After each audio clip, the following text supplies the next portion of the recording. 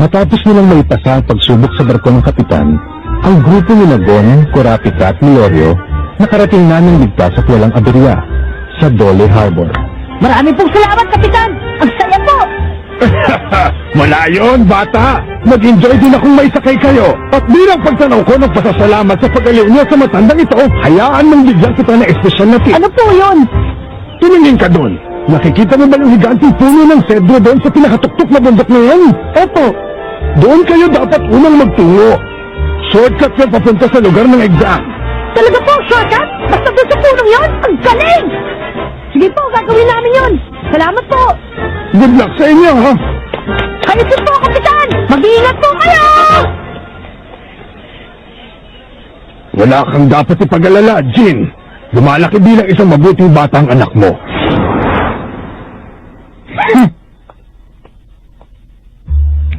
Ay, ba't ganun? Para may mali dito. Mali saan? Ayon dito sa natanggap kong paunawa para sa mga aplikante, ang Hunter exam daw ay nakatakdang maganap sa isang lugar sa loob ng Zaban City. Nandito tayo ngayon. Pero yung sinasabi mong puno ng Cedro ay nasa kabilang direksyon ng Zaban City. Baka naman nagkamali ka ng rinig sa kanya. Ang sabi niya sa akin, di daw tayo dapat unang pumunta. Bakit ganun? Ang labo kasi ng paunawang to, pa-mysterious effect pa. Hindi pa sinabi kung saan mismo sa Zaban City ang lokasyon. Pinahihirapan pa tayo eh. Ang inatas na hamon ay hanapin ang lugar ng exam kahit limitadong impormasyon. Bahagi yun ng pagsubok natin bago tayo payagang mag-hunter exam.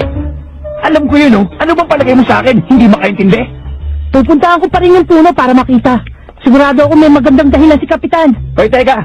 Seryoso ka ba? Yung bus na papuntang Zaban City, malapit nang umalis. Baka mapalayo ka pa dyan. Hoy, God! Lumayan! Yung batang yun talaga, masyadong madaling maniwala sa iba. Hindi siya basta dapat nagtitiwala. Ha? Hoy, saan ka naman pupunta, Kurapika? Wala akong pakialam sa payo ni Kapitan. Naaliw ako sa ugali ni Gon kaya susundan ko siya. Sinakay ka na lang sa bus kung ayaw mo sumama. Ah, ganun pala ah. Bahala kayo. Okay, fine. Nice meeting nyo na lang. Babay na. Kung gusto nyo na masyal at magpaligoy-ligoy, pues ako hindi. Talaga magbabas ako. Hindi ko na problema kung maligaw kayo. Sabi ko na, patibong lang yun eh.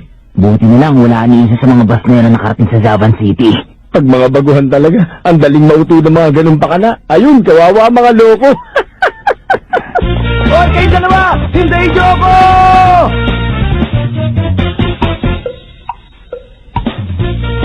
Alam ko kasi maminis no kapag hindi niyo ako nakita eh. At dahil mabait ako, sasamahan ko na kayo. Isa pa, baka biglang kailangan niyo ng malakas na bodyguard, hindi ba?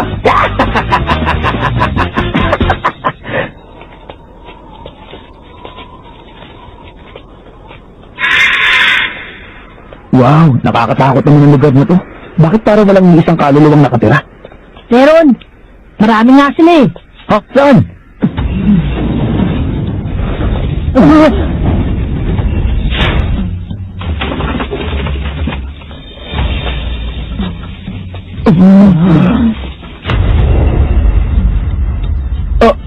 Ano bang gimmick ng mga to?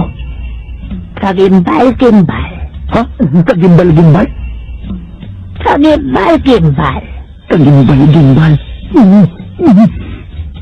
Ang kagimbal-gimbal na 1-2 quiz!